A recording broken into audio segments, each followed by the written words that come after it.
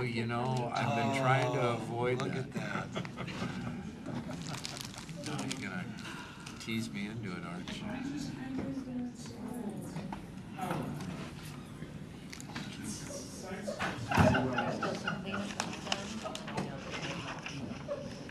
For 22nd, 2018. The first item on here would be roll call. Teresa? Deputy Mayor Baggett. Here. Councilmember Brown. Here. Councilmember DeCourcy. Here. Councilmember Holman. Here. Councilmember Pelosa. Here. Councilmember Manuel. Here. Councilmember Wales. Here. Thank you. The first item on the, second item on the agenda is the announcements, reports, and presentations. I believe we have a presentation for affordable housing, South King County Housing and Homelessness Partners. Welcome. Thank you. Thank you. So I'm Marty Kushra. I work for the Housing Development Consortium. We are a King County-based entity of 170 members, and I have here with me John Howell from the Cedar River Group, who's been working with us the last year on an initiative we're calling SKIP, or the South King County Housing and Homelessness Partnership. So we have a few slides we'll walk through with you, and then maybe there'll be some time for questions. I do apologize. A few of you have been at some of our convenings. Some of this will be redundant, but it'll be great for those of you who haven't had a chance to experience it yet. Walk through it. And I believe you all have a copy also of the presentation. So our overall vision and what we're trying to accomplish is basically summarized in the 4 bullet points on the second slide. Number one, we're trying to create some staff capacity to help South King County municipalities work on housing and homelessness issues. And to do that, we need to pool resources from the various cities. We're doing this based on established and successful models. We've benchmarked other programs around the country, as well as what we know about East King County. And we want to really also set up the dynamic or the opportunity to leverage other outside resources, and that would be to create a capital fund that would allow us to either develop new housing stock, mixed use, mixed income developments, or work on preservation of some of our existing housing stock in South King County, which I'm assuming for your community, like many South King County cities, is a major issue. And then also have an impact on the growing need.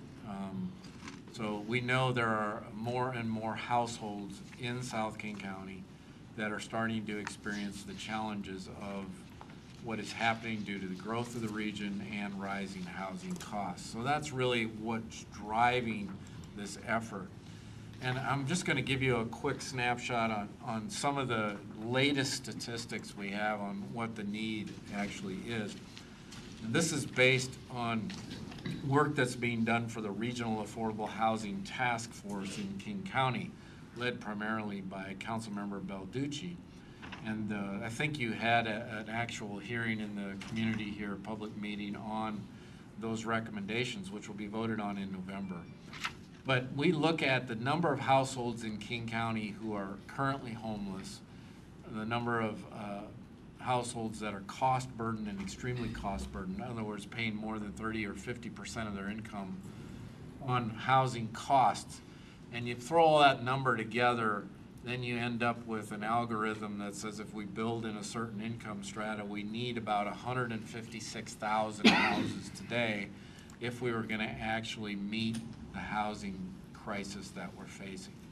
If you take that and boil it down to South King County, that number gets to 54,700 homes that are needed to house the people in South King County who are either homeless, cost burdened, or extremely cost burdened.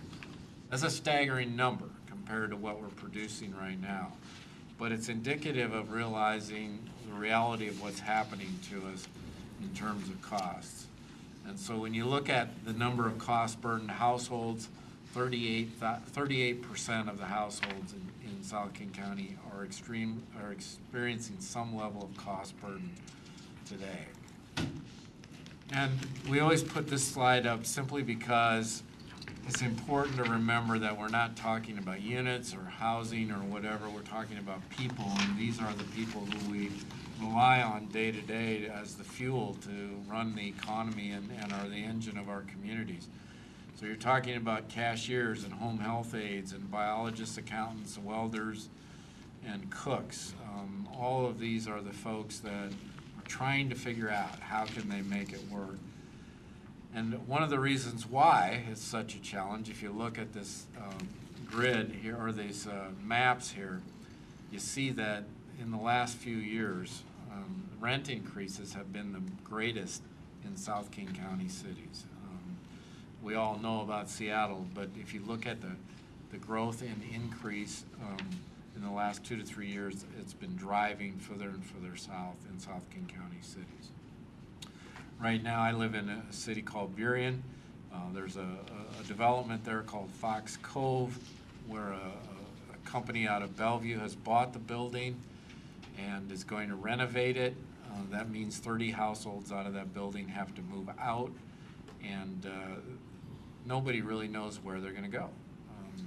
In South King County, to find comparable housing to that building is a real challenge. So you're talking about pushing people even further and further out of the area. Let me just say a little bit about why we're driving this forward. So during the 7 years prior to 2016, which was the formal beginning of a SKIP pilot, we called it, South King County stakeholders have been meeting on a regular basis, trying to work cross-jurisdictionally on housing and homelessness issues, and created the South King County response to homelessness. HDC agreed as an entity in 2015 to start the pilot in 2016. This is the end of the 3-year pilot, by garnering some resources from 6 cities.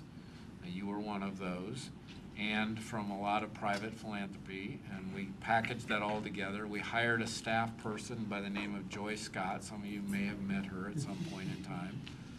And she led the effort for 2 years.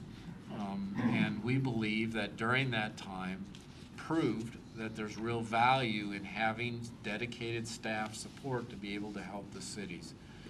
So we have been working hard in this final year with the help of the Cedar River Group to ask the cities to come to conclusion on the big question.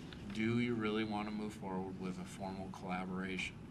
And John will tell you more about how we've progressed along answering that question and where we're at today. Thank you, Marty. I've just been clicking the right arrow. Right. Let's see here. If I can get rid of that thing.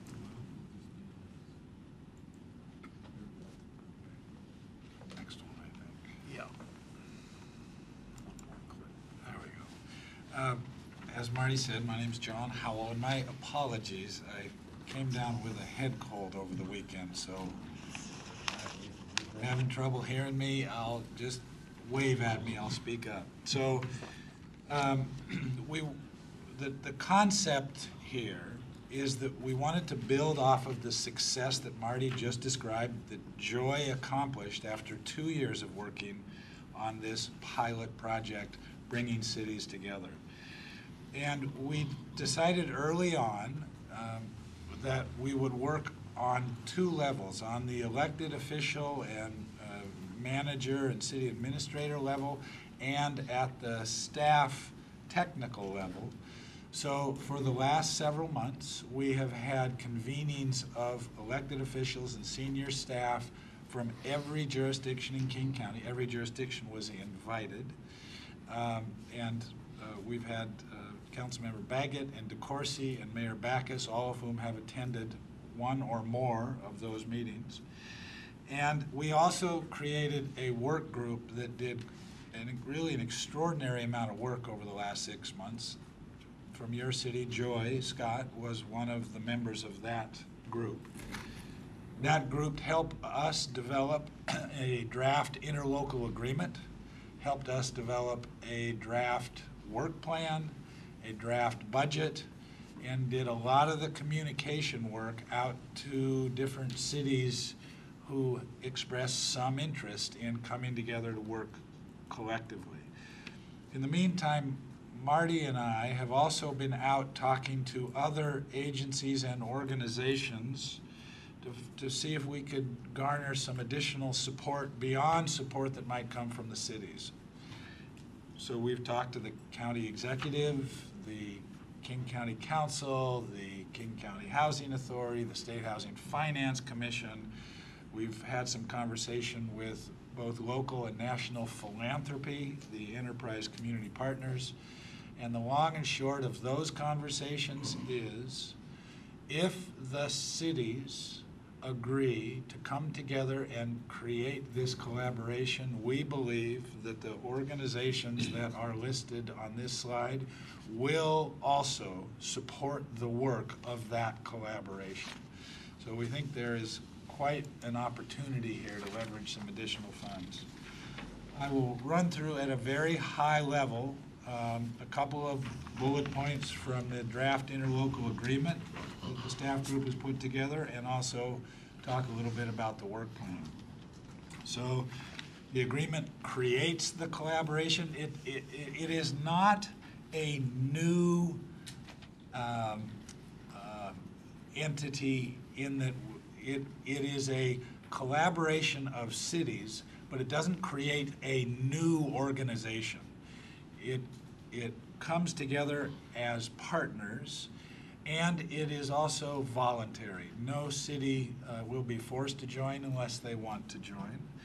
It also creates the county as one of the initial partners, along with the cities from South County who want to join.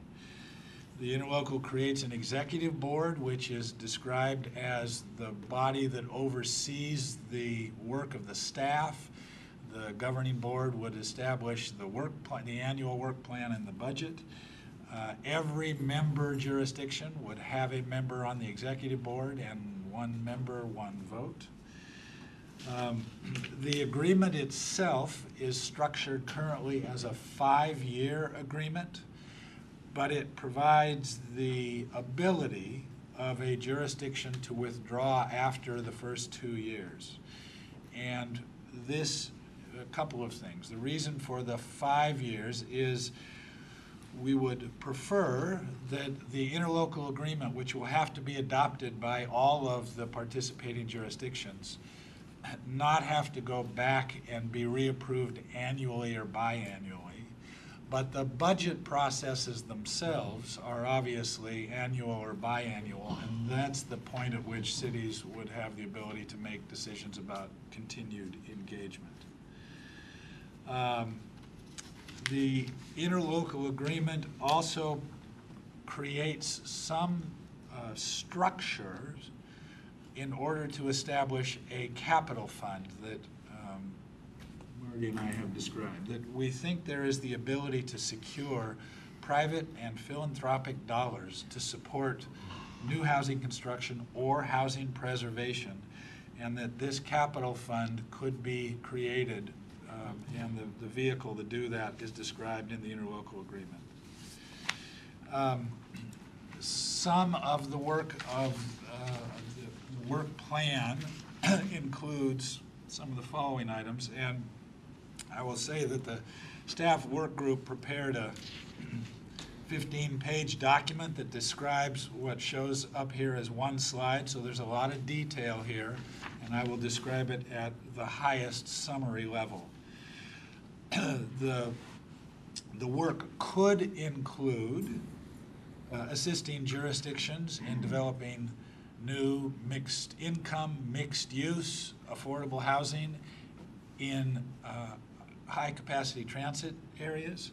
It could include creation of new programs to preserve existing affordable housing stock, which we've heard from a number of cities is a significant need. It could include the establishment of this capital fund that we've described. Could include work to help local jurisdictions prepare and adopt legislation to provide housing security,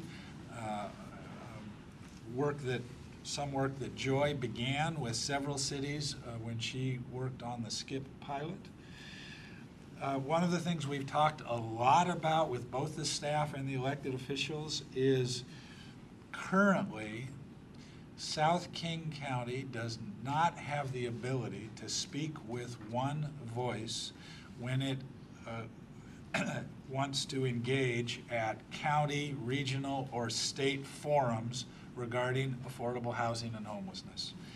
And East King County, because of their collaboration, which has been in place for 15 years, has that ability to go to those forums and speak with a common voice. And we have been told for now a number of years that a region that can come together around a common point of view has much more influence at those regional, state, county tables. So that is work that would be done through these positions.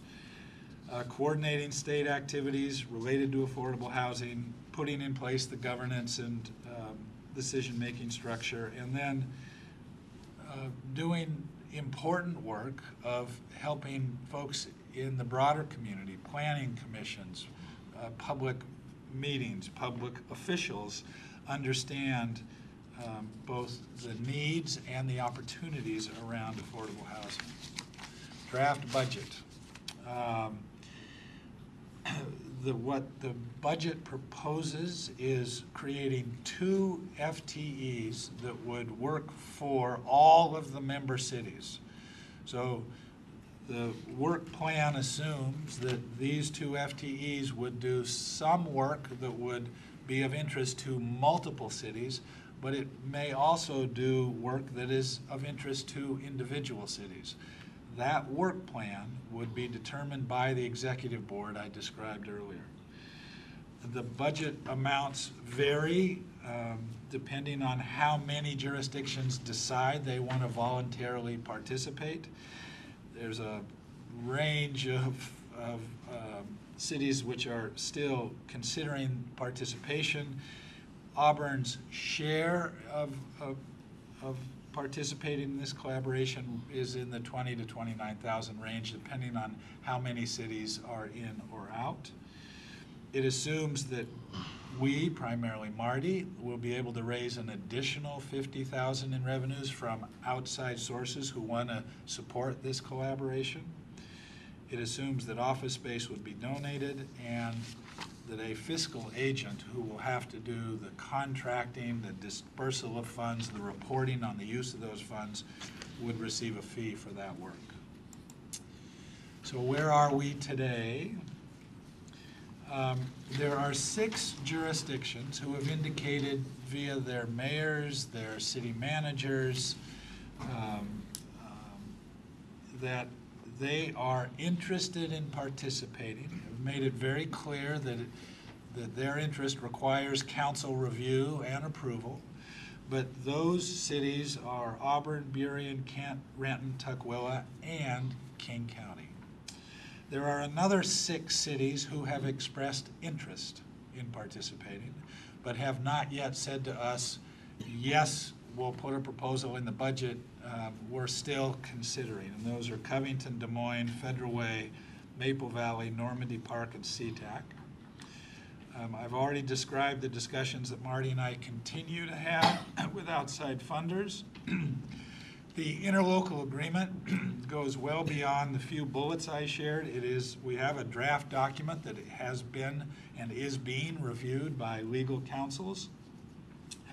And lastly, before I lose my voice, just want to thank Mayor Backus, who we have been working with for 6 months, as one of the leaders of this idea, and she's been most helpful to our thinking as this has progressed.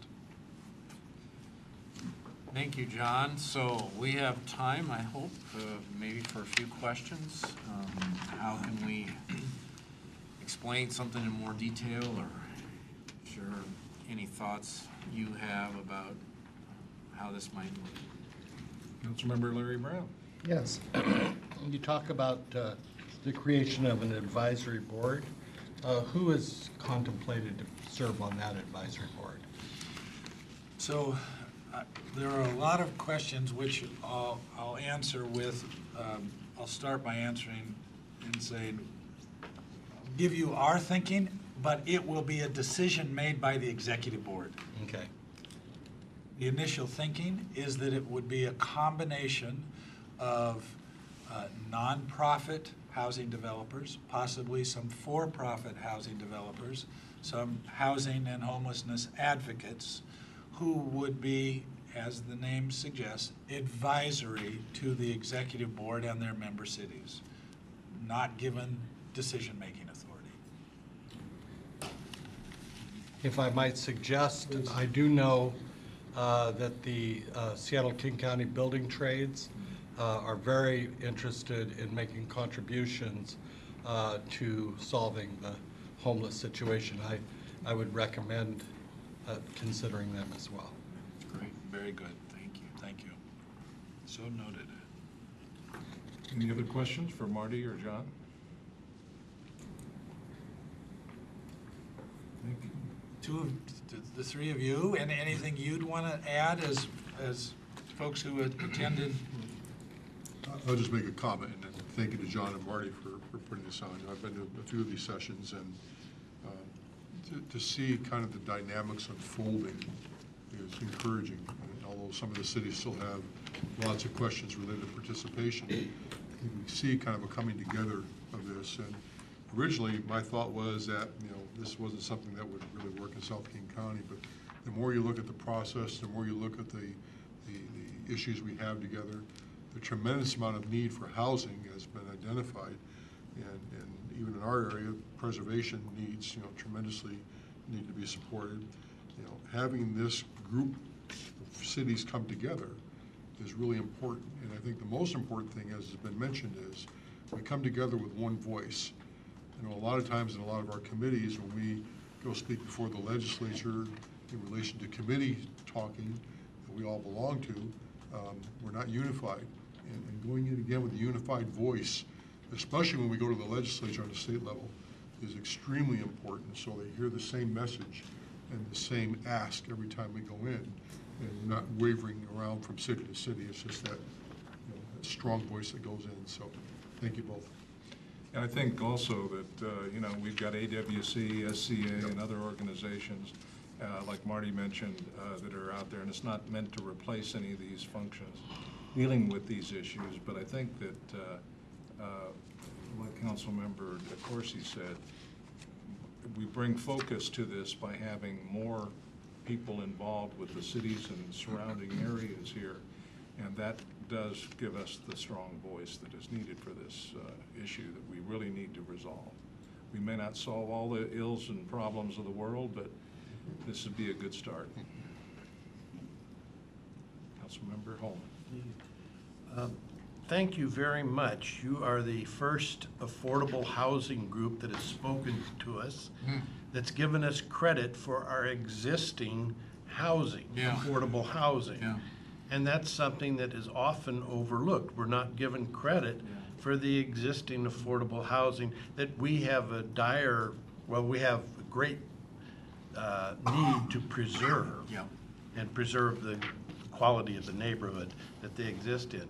As a older city, suburban city, we have 50, 60, 70-year-old, perhaps older, housing stock that we want to preserve those neighborhoods and yet maintain them as affordable for entry-level positions. That's right. You're absolutely right. I live in a 1908 home in Burien. And it's all part of the equation, and part of our biggest challenge is if we don't get in front of some of the dynamics that are happening, we're seeing these, what we call naturally occurring affordable housing being bought up, and it's either being torn down and replaced or bought up and fixed up in such a way that the rents increase. So we need a strategy that allows us to keep those rents where they're at. Otherwise, all of those people we mentioned will not have a place to live. One of the more interesting things that I've heard as we have talked to a number of cities, Renton, Auburn, Kent, Burien, Normandy Park, have all said we need strategies to help our citizens age in place. Because whether you own or you rent, if you're a senior, you are getting priced out of the housing market. So there is a lot of commonality, maybe different tactical strategies in different communities, but that concern is shared by a number of cities. And it deals with existing stock. Councilmember DeCoursey. You know, when you look at the city of Auburn and what's been accomplished here, and you can see Mr. Norman to give us an update on KCHA, but you know, we look at just the things that have happened here recently, and the most current example for me is the villas in the reserve that have been built. And I know the mayor was over there, and somebody were over there for the grand opening of the reserve, which I couldn't be at, but it's senior housing with an indoor pool and a lot of other amenities. But on the other side of the villas, you know, I'm there quite often because my daughter-in-law lives there. After being homeless for quite a period of time, she was able to secure an apartment at the villas. And not only does she love it, she's meeting all the neighbors, they're getting together, and they're sharing their stories of how they all came to be residents at the villas. And the stories are all similar. So again, as we see South King County kind of evolving in this, the stories aren't different, the need is great, and how do we really do come together to support the need and get those people who have those stories definitely a place to live that they call home. And that's what it's all about. Any other questions for Marty or John? Thank you both. I'm sorry, Mayor Backus. Just a thank you to both Marty and John and to Joy for the work that they've done on this. It's really been good work. I've appreciated the opportunity to work with you, but just knowing that your hearts are in this and looking out for South King County. We can say it before, we've always taken care of each other because nobody else ever would. And so this is just building on that the voice of South King County really is one to be reckoned with now, and this will just strengthen that. I think you're absolutely right, and I honestly believe there are a lot of people that care about South King County. They're trying to figure out what's a pathway, right? We believe this is the clear signal that the cities can send to the broader community and philanthropy and others that we really want to work on this issue. Thank you again. Thank you very much. Next on the agenda, we have ordinance number 6697.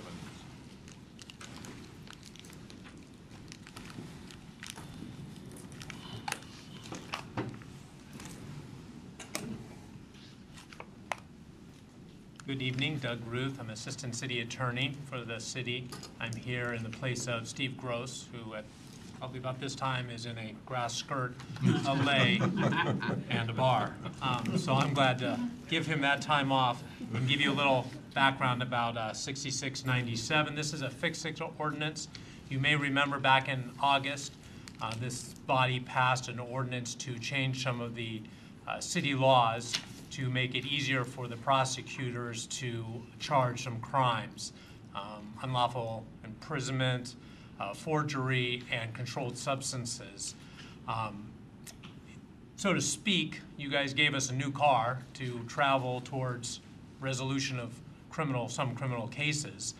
The prosecutors have been riding the King County attempt bus for too long, and it wasn't very efficient. So we looked for a new misdemeanor car, and you provide that to us. But as soon as we got it off the lot, we realized that there were a few things wrong with that new misdemeanor car, and it needed some fixes. It wasn't street legal, and that's what this ordinance does. It makes it street legal. So, or more specifically, the new law in the controlled substances area failed to recognize a couple exceptions to controlled substances violations. I think we're all familiar with the fact that medical marijuana is a defense to the possession of controlled substances, specifically marijuana, up to a certain level. The change in 6697 would recognize that in the new city ordinance.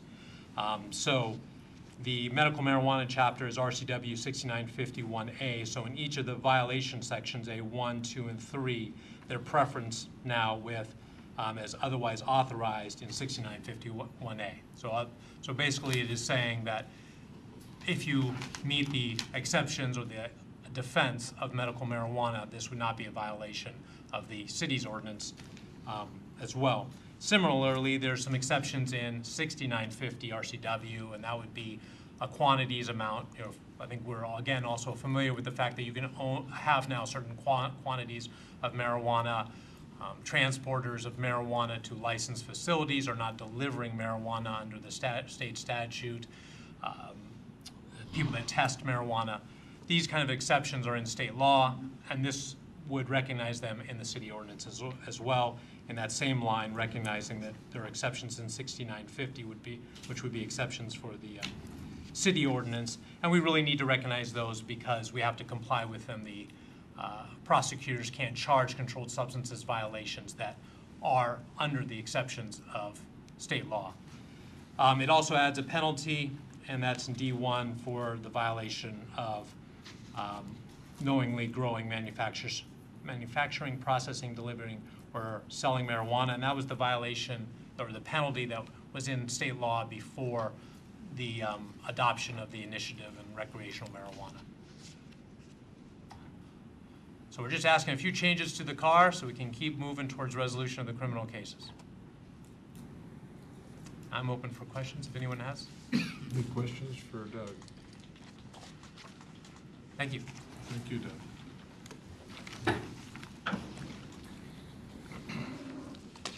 Now, this is the part of the meeting where we will turn the meeting over to the focus area chair of the Public Works and Community Development for the following discussion items. Councilmember DeCoursey. Thank you, Deputy Mayor. So first on the item agenda is 4A, vacant housing update. Jeff Tate. Are we, thank you, Jeff Tate, Director of Community Development. I need to transfer over presentations real quick.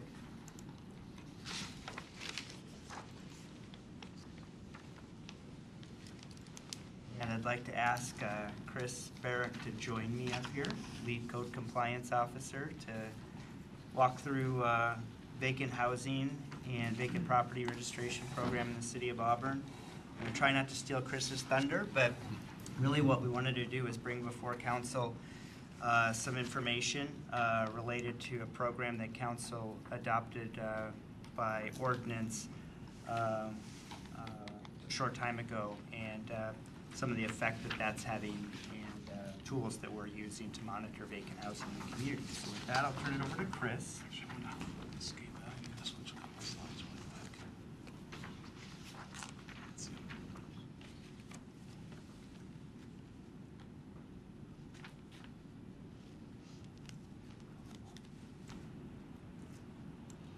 I apologize, somehow these got mixed up in translation.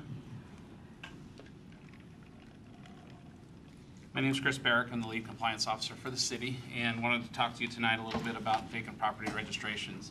Back in late 2016, you guys adopted the section of city code in Title 15 that pertains to vacant property registrations.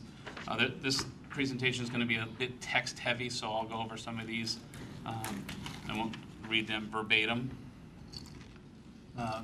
Part of the registration process is there's 11 stipulations or requirements that properties need to meet to be on the registration without any code violations. The ones that we're really running into problems with that has come up so far is number 1 and number 4. 1 is the be free of violations. Generally what we're finding is tall grass and weeds, junk and debris, and those seem to be one of our biggest problems that we're having so far, as well as number 4 with the exterior lighting to be on a timer for nighttime. What we've added with our preservation companies and banks is that we allow them to use either a battery or solar powered light source that is on some sort of timer for nighttime illumination. That way it gives the appearance that somebody's home during the evening time hours. Continued there. Some of the big benefits that we're seeing for the community is it allows code enforcement to keep these on our radar. We'll have a list that we can go back and check on a regular basis, do routine inspections of these properties. It also will, I think, ease the minds of residents that live near these properties. What we find is a lot of phone calls, a lot of emails, a lot of people stopping us in the street asking what's going on with this house next door to me, down the street from me, around the corner. And it's going to be nice, and it'll allow us to reassure them that the city has an eye on them. Unfortunately, we can't control what happens with these homes as far as the sales, how long they're going to be in foreclosure, whether it be pre-foreclosure, mid-foreclosure, or final foreclosure, and then hopefully auctioned or sold to the end user to either rehabilitate and sell, or rehabilitate and move into. Also, one of the really nice benefits for this is it will allow us to put a little bit of pressure on those preservation companies and banks to disclose the information about ownership. One of the biggest things that we've done in the past is there's a couple of avenues we use to try to find out an owner of a property. More times than not, what happens is you go to the King County Assessor's website and it's listed in somebody's name who may be deceased, or it's in a reverse mortgage, or that person just does not exist in the state even, and we really have a dead end. What this will require is for them to give us the name of the mortgage company or actual owner of the property, other than the person who purchased it in the beginning, and the preservation company that is in control of that. Now, that preservation company may change from time to time, but at least it gives us somebody that we can call and say, hey, there's a violation on your property. We want you to get out here and take care of this, so it's not a blight to the community. Chris, what has your experience been with the banks? Are they pretty helpful, or they don't really do it? No, not really. There's a property in particular that is on the way to the golf course that some people may have seen on the right-hand side. It's white. That's owned by Chase. They've written the city in penalties, probably, I had to guess, $45,000 in penalties, just because they don't want to cut the grass or cover the graffiti or board a window. We have the ability to go in and abate it, which we do. We always have that authority, whether we get participation from the banks or preservation companies. It's nice when they take care of the problem and we don't have to. Some are more willing to get out there. Sometimes it takes a little longer, has to go through the preservation company. They've got to get bids, they have to get permission from the bank to spend that money. It eventually gets done. There are the handful that are really difficult to deal with, and for them it's okay to write a $20,000 or $30,000 check to the city, really for just a penalty. When the actual abatement portion of it could be hundreds of dollars, they're spending tens of thousands of dollars to correct that problem. So. Councilmember Wells, go ahead. Quick question. On item 6, all vegetation must be maintained consistent with Auburn City Code. Is that only in the front yard, or is that in the backyard also? That's the entire property. On a vacant parcel, an undeveloped parcel, it's 12 inches. Okay. On a developed parcel, it is 6 inches front and back. So if you end up making a little bit of extra money off of this, does that money go into the general fund, or does it go back into your fund? I'll defer that to Jeff. We receive the checks from banks or individuals for penalties. It's deposited into the general fund. But I will say this, council has given community development an abatement budget that has been it's been an immense amount of relief for, I think, city staff, and allowed us to do what we need to do on property through abatement action. So even though it gets deposited in the general fund, we already have a line item to be able to take care of things when we need to take care of things. So the current process is working well. I think it works very well. Councilmember Troutman. So how do we find out if a home belongs to Muckleshoot, to the tribal, or if it's a owner who lost the property and just vacated? Generally, it will say on the King County Assessor's site that it's owned by MIT. If it's within city limits and owned by MIT and in the trust, our hands are somewhat tied, which is unfortunate. We don't have a whole lot of say with that. So The we'll. reason why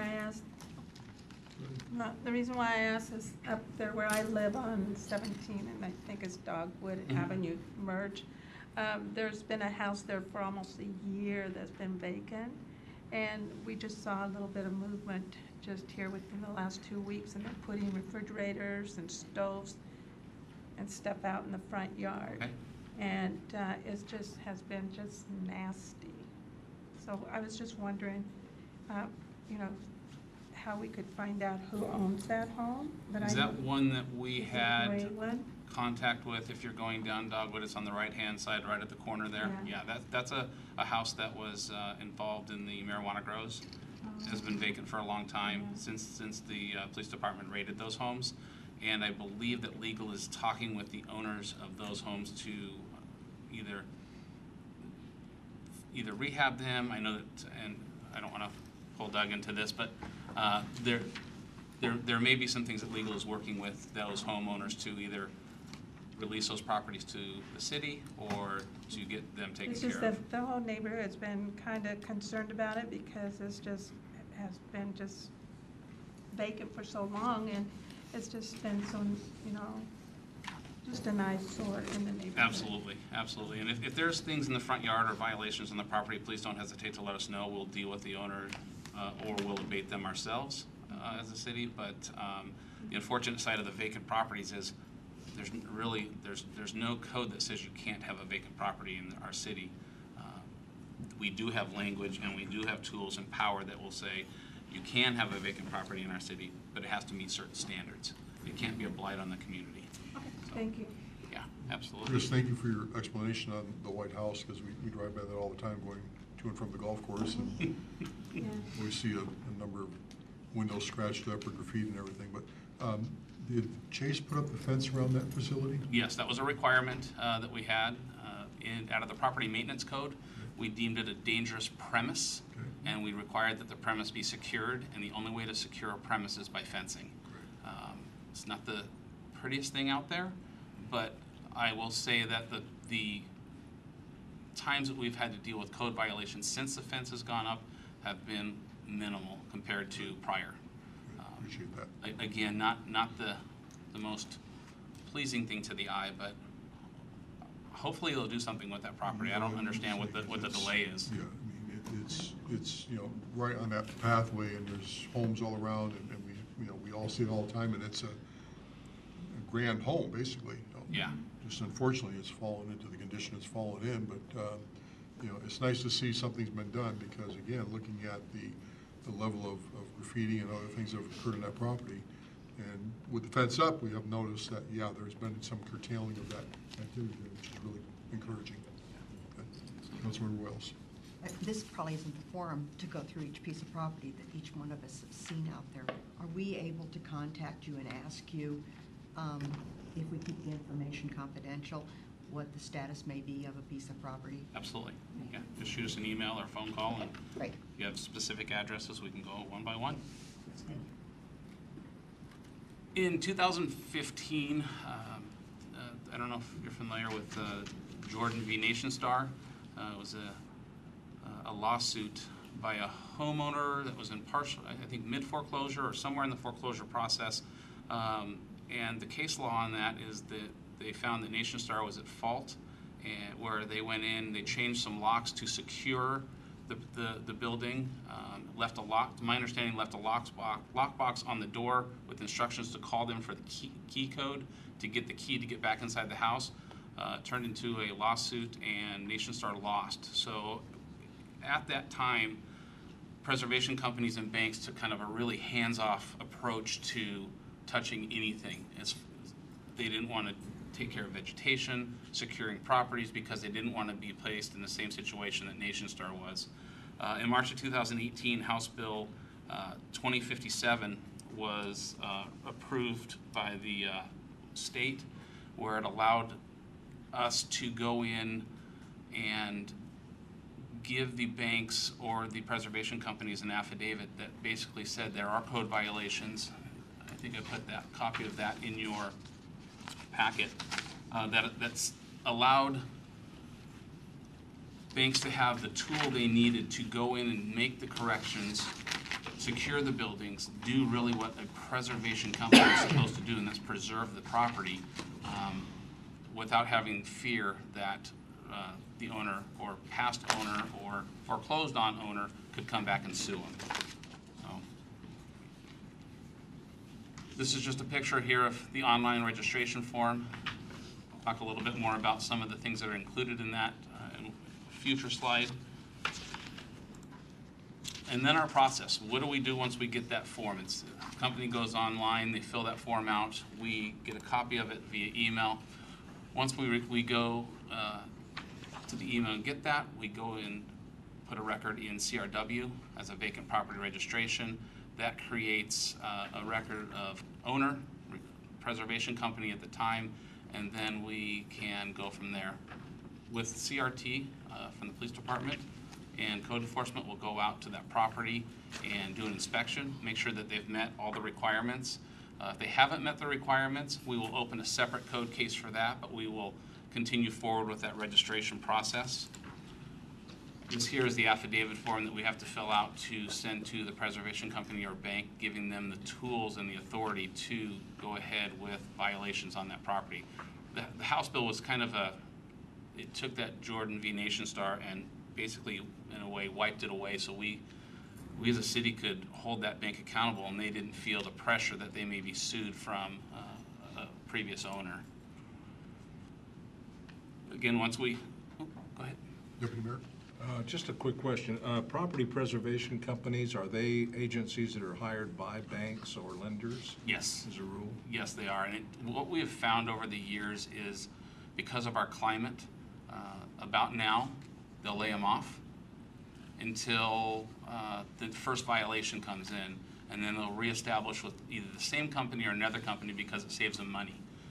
Where this time of year our vegetation stops growing, there's generally not a whole lot of violations on the property that they feel need to be attended to, although that's not a true statement. And so then it generally in the wintertime unfortunately becomes more of a fight for us to get if somebody, and that's generally when we see houses that are broken into and squatters are in there because it's warm inside. Thank you, Chris.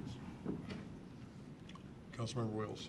Can you tell me currently how many vacant properties we have on our registration? On the registration, we're new with our process. We just started it up this year as more of an education piece. 2019, we're moving forward with full enforcement. Currently, we've had 10 properties registered, and about half of those are still on the vacant property registration, where the other half have either been bought, sold, and rehabbed, or are in process of. You're welcome.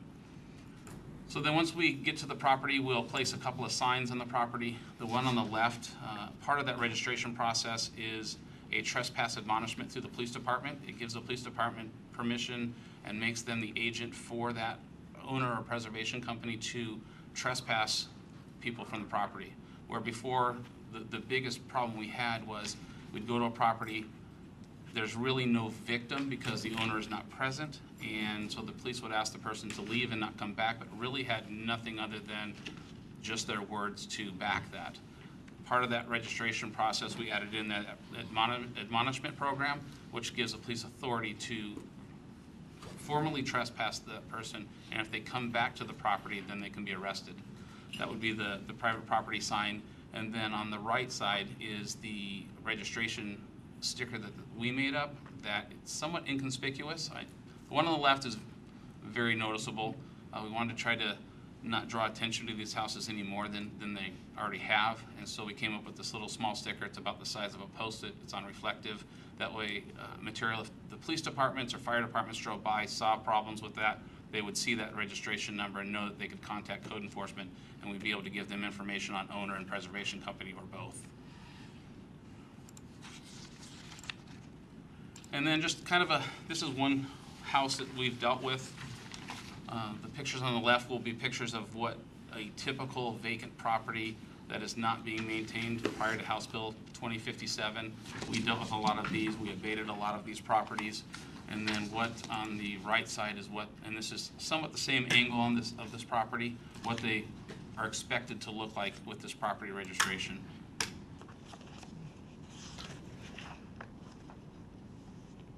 Again, it's more about appearance and blight to the community. We understand that there's going to be circumstances that a house has to be vacant or is going to be vacant. There's probate. There's lots of different things that come up that cause it to be vacant. We just want it to be not a blight on the community. People drive by, not really know that it's a vacant property. With that, I open it to any additional questions. Any other questions from council? Just one quick one. I'm assuming this doesn't apply to homes that are listed for sale? Correct. That are vacant? Correct. Homes that are part-time homes, maybe somebody is here part of the year, rental properties that are in limbo from a renter, or properties that are for sale.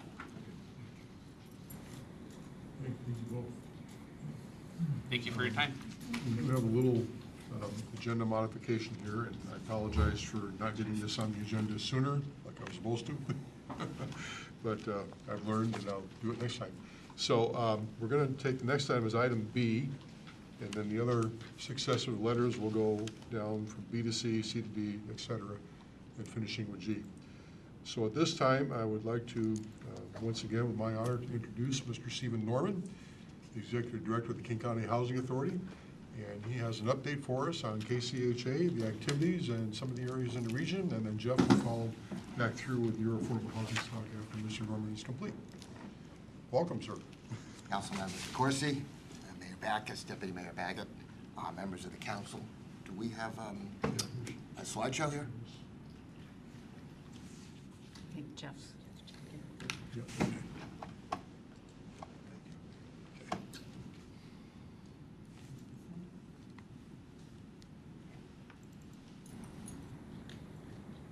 Yes, bingo. Thank you. Right-hand side. Well, I'm delighted to be here. I'm going to talk briefly about what we see from our perspective as being the housing situation in Auburn, and I think I can sort of go through that fairly quickly because I think you got a bit of an overview from Marty earlier on. Then I want to provide a brief tour of the housing, excuse me, the Housing Authority's activities in Auburn. That's a little longer because we've actually been in partnership for about 60 years, and it's been a good, long, productive partnership. And then I want to discuss ways in which we could conceivably look to how we expand and build on what is already an existing strong partnership. First, a few brief facts about the King County Housing Authority. We were established in 1939. We are not part of King County government. We are a separate local municipality. Under state law, we receive no ongoing support from either the state or from King County. Our sources of revenue are both from the federal government and from the rents that we charge residents in our properties. We serve all of King County, the suburbs, and the unincorporated county outside of the cities of Seattle and parts of Renton. And we currently house about 20,000 households every night. 10,000 in houses that we own throughout the county, and 10,000 through rent subsidies that we provide to households that then go out and rent on the private market. So this, okay, what am I doing wrong here? Yeah, thank you. Just the Left hand, okay. So one of the most critical metrics that we look at when we look at housing need is the number of homeless school children being reported by local school districts in King County. We find this particularly critical because of the reality that kids who are homeless, who are living in a hotel, 5 to a room, or a shelter, or in a different relative's couch every week, aren't going to succeed in school. And I think this is a critical point for the future of the region. And the picture is not particularly pretty at the moment. There are some 9,000 homeless school children reported last year in King County. We had 306 students reported by the Auburn School District last year. This has more than doubled in the last 5 years. It's about 1.8% of all enrolled students. Also, another metric that we look at is classroom turnover, which in many cases deals with folks who are not homeless but are being forced to move at a fairly rapid clip from one house to another. Housing instability is one of the ways in which shelter burdens and housing poverty manifests itself. Auburn had a classroom turnover rate of 22% in 2017. This was the third highest of any of the 28, 29 school districts in King County. This is the percentage of all students enrolled at any point during the year who are not in the same school for the entire year. And every time I go around and I talk to principals or teachers and I ask what the issues are, I hear about classroom instability, that it is really, really hard for a teacher dealing with a class where kids are coming in at different points in the year. There are different points in the curriculum. It's destabilizing for the rest of the classroom community in terms of constantly having to deal with new kids in the classroom. It's a serious constraint on our ability to get the schools and the quality of education up to the point where we all hope it's going to be. 73% of the homeless students identified in Auburn last year were students of color. So then the other piece we look at as a critical metric is shelter burden. And this is essentially how much of your income is going towards rent and utilities. Auburn has about 7,500 rental households that earn less than 80% of the area median income. And 70% of those pay more than 30% of their income for rent and utilities. That's what's considered shelter burdened. What I look at more particularly, though, is the number of households, and it's a full third, who pay more than 50% of their income for rent and utilities. And somebody who is paying 50% or more of their income for rent and utilities is basically one missed paycheck or one rent increase away from homelessness. And this, to me, is a concerning heads up that you've got 2,500 existing households in Auburn who are paying more than 50% of their income. So in the last 2 years, we have seen South County rents rise actually at a faster rate than any place else in the county, including Seattle and the East Side. And there's a good news, bad news story here. One of the issues that Auburn has struggled with is that you have had a fairly significant inventory of older, cheap housing that was getting increasingly dilapidated. The good news is that the cash flow enables landlords to recapitalize the properties, make repairs. The bad news is that they raise the rents.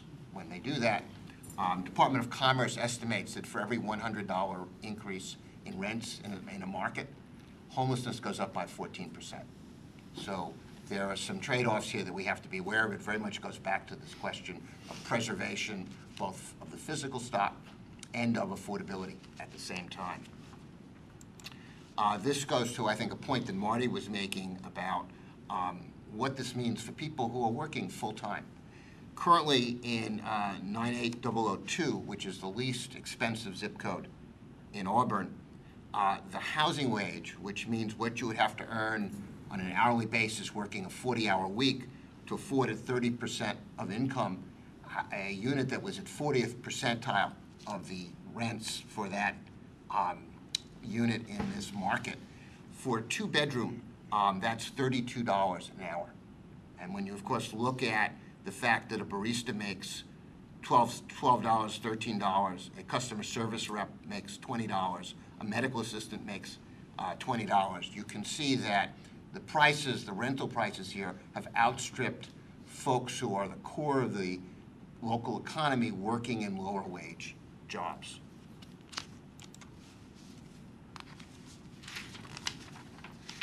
So now I'm going to shift over to talking a bit about what KCHA's current footprint is in Auburn. We currently support about 1,673 households. About 1,300 of those are extremely low income, generally who we're assisting through either public housing or Section 8 vouchers where there is federal assistance to actually pay the rent. We also provide another 378 units of workforce housing. This is where rents are affordable roughly in the 30 to 60% of 60 to 80% of AMI range, but there's no subsidy provided. People pay the entire rent out of their own pocket.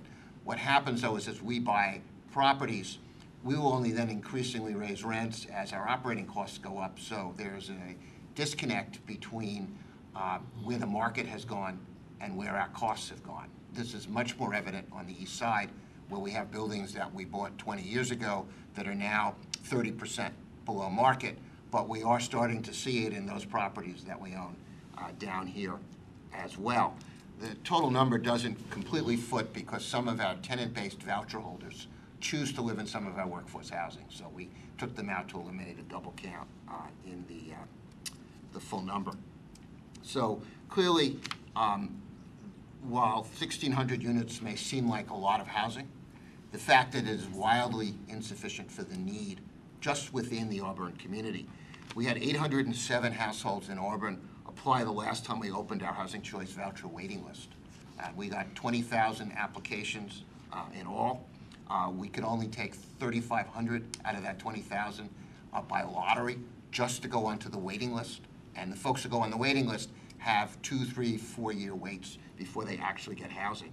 We currently have 890 households that are on our public housing waiting lists in Auburn who identify in the application as currently living in Auburn. So what we're seeing is increasing pressure from existing residents who are struggling with maintaining housing affordability within the city.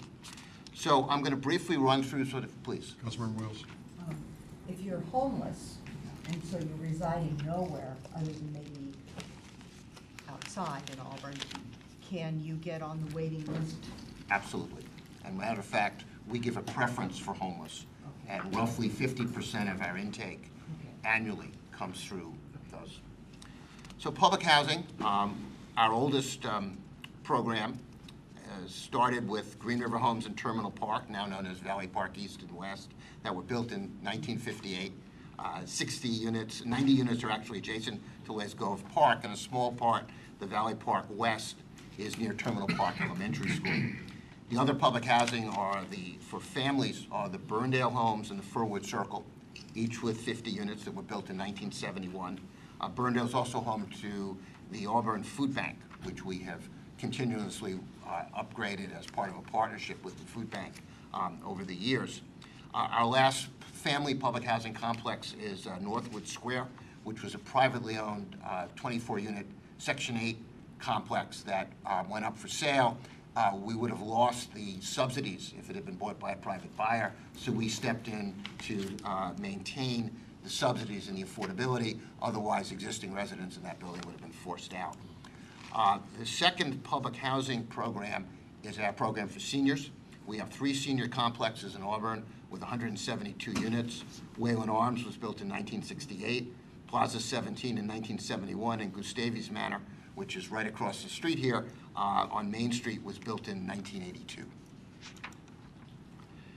We also work with nonprofit partners, particularly around homeless issues. We provide project-based subsidies where we've actually taken the federal rental subsidies and anchored them in a building rather than giving them to a tenant. These support transitional and permanent housing programs run by the YWCA, St. Stephen's Housing, Valley Cities Counseling and Consultation, Sound Healthcare, and Nexus. I'll talk a little bit more about a couple of these in a minute. We provide tenant-based vouchers to a series of programs operating in Auburn. We work with the VA under the VASH program. We're housing 37 formerly homeless vets in Auburn under that program.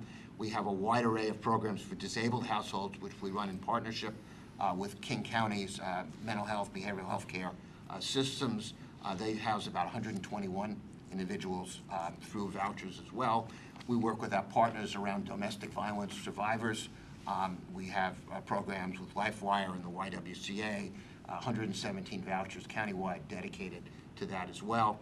Many of these individuals who we're serving under these programs would be on your streets or in your parks, but for the fact that we're able to get them into affordable housing with wraparound services. Then our tenant-based vouchers, we have 892 tenant-based vouchers in Auburn. We do this in partnership with over 230 private landlords. They essentially have to be willing to come into the program. The darker shades on the map show you essentially where the concentrations of voucher holders are in Auburn, and we provide about $13 million totally in subsidies through the public housing and Section 8 program to Auburn residents to make sure that they can afford to live here. Finally, we have 3 workforce housing sites in Auburn with a total of 376 units. Auburn Square is 160 units acquired in 1993. Tall Cedars is a mobile home park that has 126 pads that we also acquired in 1993. We're very pleased we can keep rents affordable at these mobile home parks. The current pad rent is about $450 a month. And we have the Meadows at Lee Hill, which we acquired in 2006. The issue of mobile home parks is a growing one across the county. There are some 9,000 homes within mobile home parks inside the urban growth boundaries in King County. Many of these are senior communities. In Auburn, you have 19 mobile home parks with about 2,300 units in them. And there is a real challenge here because many of these are no longer highest and best possible use of those sites. They're being sold by the owners. It's a real hardship to the families that are living there. They walk away without a dime. In many cases, they're lucky if the owner doesn't charge them for the cost of hauling their home to the dump after they've essentially had their leases terminated.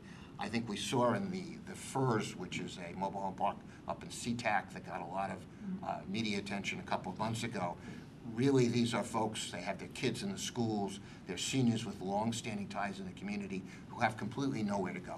And there are no effective tools at this point for preserving these. We've been able to put together the money, and it's not been easy to acquire or build 5 parks. Our most recent was in Redmond. But unless I find a willing owner who is willing to sell me the park for its value as a park rather than for its value as a redevelopment site, it's very hard to make the finances work. And I think you will find this an increasing challenge for you in Auburn. So let me talk about our extremely low-income households that are housed through our federally subsidized programs, public housing and Section 8. 34% of them are disabled. 28% of them are elderly. The median income, as you can see, is under $10,000 a year. The remaining 38% are families with children.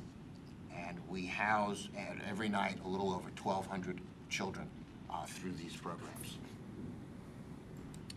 So one question I frequently get asked when I make presentations to city councils is what's the percentage of KCHA's federally subsidized programs in that particular city?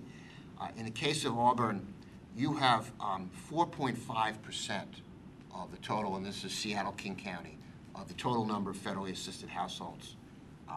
So you also have about 5% of the county's households that are below the poverty line. So arguably, the poverty population in Auburn is less, well-served than in some other parts of the county. They're in a way underrepresented in the level of federal subsidies that you have in here.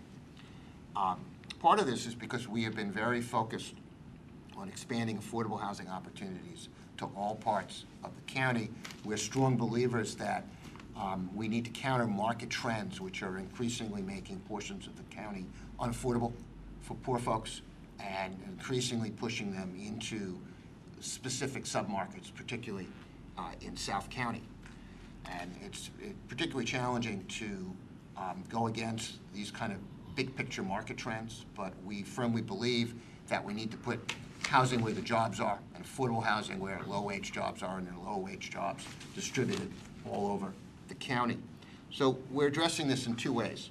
One is we are buying or building housing in high-cost areas. Over the past few years, we've purchased buildings for conversion to public housing on Mercer Island, in Woodinville, in Bothell, in the Houghton neighborhood of Kirkland. We currently actually own more housing in Bellevue, 1,785 units, than we do in Auburn, where we have 791 units. And this has been by conscious design. We've just entered into a partnership with the Aerospace Mechanics Union, District 751. Very appreciative they're working with us to preserve 2 major family complexes in Kirkland that house families, working families, in the Kirkland area, longstanding ties